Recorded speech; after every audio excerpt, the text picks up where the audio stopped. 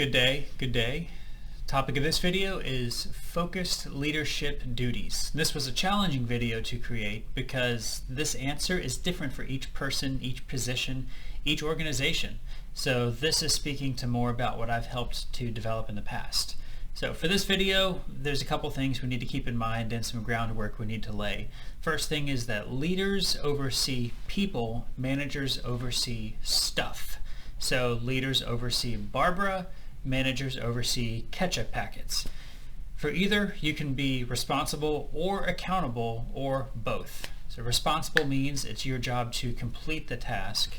Accountable means there's negative consequences to you should something go sideways.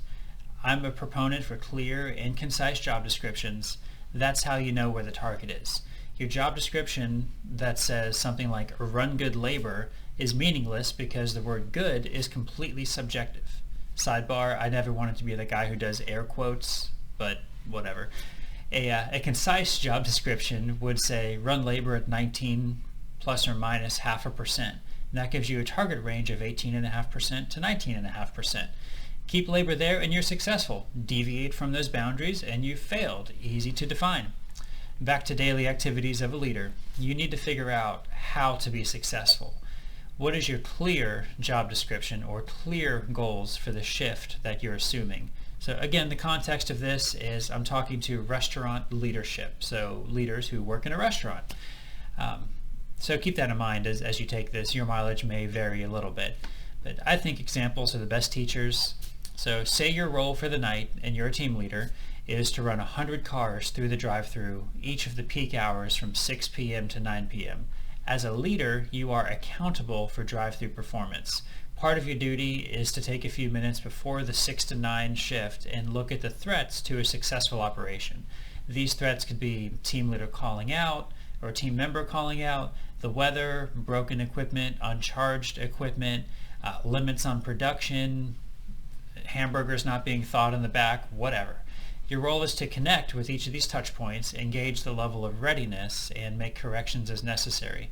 So these conversations, they can be fun, and this is where you get to be yourself and implement your own personality into your leadership. So, hey Barbara, we're going to kill it this evening in drive-thru. I'm checking in with you. Are you ready for 100 cars an hour from 6 to 9? So ideally, Barbara says she's ready to get after it. Then ask her about her immediate area. So is it stocked, cleaned, positioned well for success? Or can she think of anything that would hinder a successful operation? And so with this little exchange of dialogue, I've done a couple things. I've set expectations. I've set what the goal is for tonight. I've set how to measure success. So what is success? What is failure? But the big thing is I've cast vision amongst the night. I've set the thermostat. Now, the team will tell you when you ask them, so be ready for that. And be warned, in the quick service restaurant context, you oftentimes get to run 3 or 4 restroom breaks when following this model, or drink breaks or whatever. So in my previous experience, it's been a lot of, yeah, Chris, I'm ready to kill it tonight, except I need some Powerade. Okay, well, I get to run a drink break. Or I get to kill it tonight, except I really have to use the bathroom, so can I run and do that? Or except I really need to grab a sandwich or something. So give yourself enough buffer time to acquiesce to some of the more reasonable needs of your team. Someone who says they need to take a 35-minute walk, don't acquiesce to that. Not cool. So here's an interesting thought. Say you don't make 100 cars an hour because Barbara had to use the restroom at a critical moment. Well, at the end of the day, Barbara's responsible for that. Poor Barbara. She's responsible for the lower performance due to her restroom need. So again, we're benchmarking that performance at 100 cars per hour from 6 to 9 p.m. But you, as the leader, are accountable for not planning ahead and solving the issue before it became a problem. I never once called my restaurant after a disaster night and asked to speak with the team member who was in the drive-thru. I always called the leader and say, hey man, that was kind of a rough night. What happened? So that was one of my ways of holding my leader accountable. I didn't go after the team. I went after the person who was supposed to be running the team. And by go after, I wasn't looking to have their head on a pike. It was more of just what went well, what failed, what can we do better next time. how can I, as your leader, really set the stage for success? I'm skipping ahead a little bit, but you'll see. So all of that, the above, everything we talked through with the leader talking to Barbara, restroom breaks, Powerade breaks, all that, that's all happened before 6 p.m. So you've successfully set the thermostat.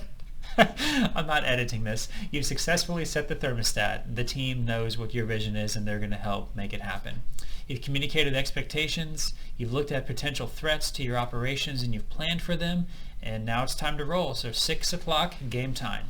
That's not 100% accurate, but at this point you've done your thinking for the next few hours and now it's time to execute, process inputs and outputs, and keep people aligned with the vision and adjust on the fly. So example here would be, you need to know exactly what's going to happen when a team member has to leave at 7 p.m. If you work with people who are 14, 15, by federal law, they cannot work past 7 p.m. in most days out of the year. So what happens when that happens? How do you adjust accordingly? What happens when a guest orders a gallon of lemonade? What happens when your favorite customer, Mr. Smith, comes in and orders everything cooked 3 or 4 times? And a little hint here, the best leaders have teams who know these things better than the leaders themselves do. And that's because those leaders, is that because those leaders are smarter or have a crystal ball? No, it's because they took time to develop their teams. I'm going to change that a little bit. Those team members, they're not smarter, they don't have a crystal ball, but the leaders developed their teams so that when speed bumps do come in the road, those team members automatically know what they need to do. So your role during execution is to cheerlead, encourage, and make sure the plan is followed and respond to unforeseen crises. So Lubbock, Texas, for example, they have surprise sandstorms to deal with. Crisis management, that's kind of your lane as the leader. You got to be ready for that and keep yourself at a mental altitude where you can act and address upon those emergencies or what have you when they come to pass. So don't forget to debrief afterwards with your team. Ask questions like what went well, what didn't go well, what needs to change for next time. Listen and make the adjustments as needed for next time. So a couple minutes ago when I talked about calling my leader and asking a couple questions, it's the same process. I'm not attacking the team leader. I'm just saying, hey, here's the results. It was very poor or it was very great. What happened? What can we learn from it? And how do we do better next time? So there you go. There's a good example of being a successful drive-through in executing part of a job description. So maybe as a leader, if you're not a team leader, you have maybe a shift leader, you've got multiple areas or zones that you need to run and manage well. Well, then you get to figure out how to be successful at all of them, and that is just team building.